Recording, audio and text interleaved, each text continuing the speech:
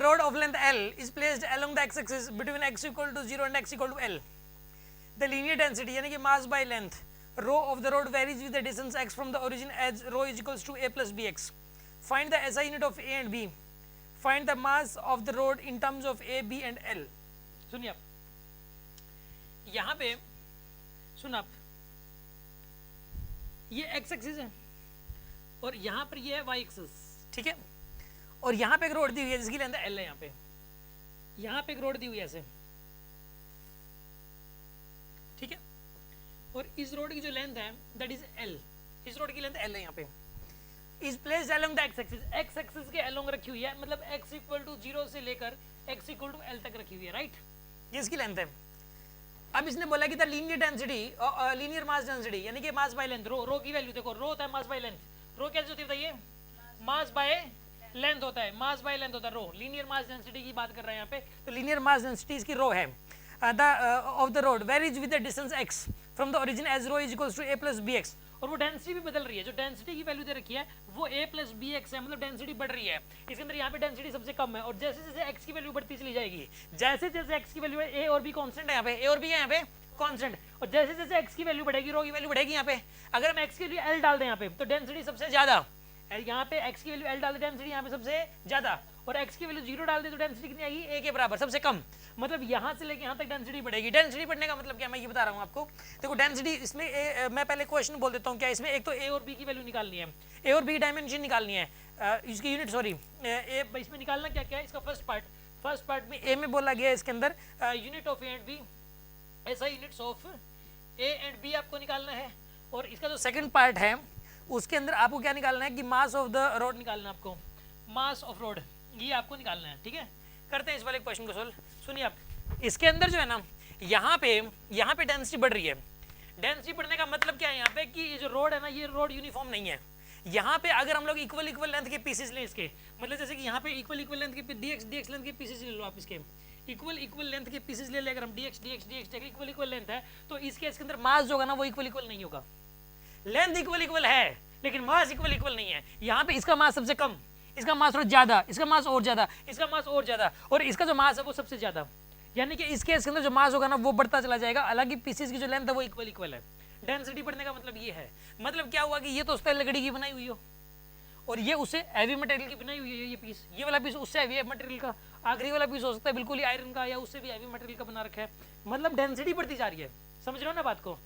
Length हालांकि equal लोगे, equal length के पीसेस लोगे, लेकिन डेंसिटी उनकी जो मास है उनका वो बढ़ता चला जाएगा। आगे बात समझ में, डेंसिटी बढ़ने का मतलब ये है, अगर ये वाली रोड यूनिफॉर्म रोड होती तो यूनिफॉर्म रोड का मतलब ये है कि अगर इनकी लेंथ इक्वल है तो उनके मास भी इक्वल होंगे।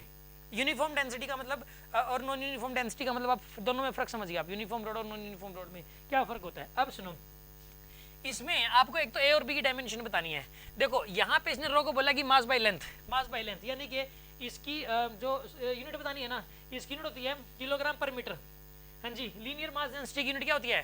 किलोग्राम पर मीटर। अच्छा एक बात मैं बताऊं आपको, वॉल्यूम मास डेंसिटी को अक्सर रो से डिनोट किया जाता है और लीनियर मास डेंसिटी को लैम्डा से रिप्रेजेंट करते हैं, लेकिन यहाँ पे रो से कर रखा है, तो हम क्या करें, इसने बोल रखा है कि इसने लीनियर मास डेंसिटी को ही रो से डिनोट कर रखा है, तो आप पीछे मत पड़ जाना कि ये वॉल्यूम मास डेंसिटी है, इसने जब बोल दिया तो इसी को रो मानना पड़ेगा। अच्छा अब सुनो, यहाँ पे ये इसकी यूनिट होती है किलोग्राम पर मीटर। अच्छा एक बात बताऊं, प्रिंसिपल ऑफ होमोजेनिटी क्या होता है, principle of homogeneity of dimensions, कि इसकी यूनिट, इसकी डायमेंशन और इसकी डायमेंशन, तीनों की डायमेंशन क्या होगी, सेम। ये एक फिजिकल रिलेशन है और इस फिजिकल रिलेशन में 3 टर्म्स हैं और तीनों टर्म्स की डायमेंशन सेम होगी,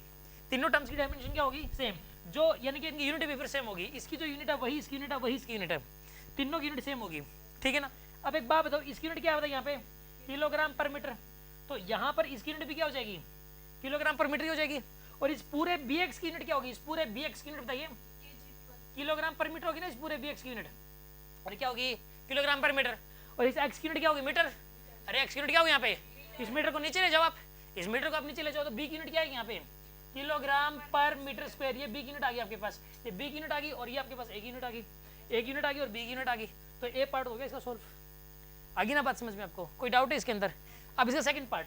पार्ट है कि मास ऑफ द रोड बताना है। आपको मैं एक बात बताऊं, मास ऑफ द रोड इस केस में अगर निकालना है ना तो बाय विदाउट इंटीग्रेशन नहीं हो सकता ये, क्योंकि अलग अलग पीस का मास अलग अलग है, अलग अलग पीस का मास अलग अलग है, अलग अलग पीस की जैसे जैसे यहाँ पे डिस्टेंस बढ़ती जा रही है उन पीसेस का मास भी बढ़ता जा रहा है। अगर या पता क्या यहाँ पे डेंसिटी इंटू लेंथ सीधा कर देते हैं, डेंसिटी रो इंटू में L, density rho into L सीधा कर देते हैं मास निकालने के लिए। अगर अगर क्या होता बताइए, यूनिफॉर्म डेंसिटी होती तो इफ यूनिफॉर्म डेंसिटी, अगर यूनिफॉर्म डेंसिटी होती तो हम सीधा मल्टीप्लाई कर देते हैं linear mass density multiply by length, क्योंकि ये क्या होता है रो एक यूनिट लेंथ का मास है, ये क्या ये एक यूनिट लेंथ का मास, तो एल लेंथ का मास कितना हो जाएगा रो इंटू एल,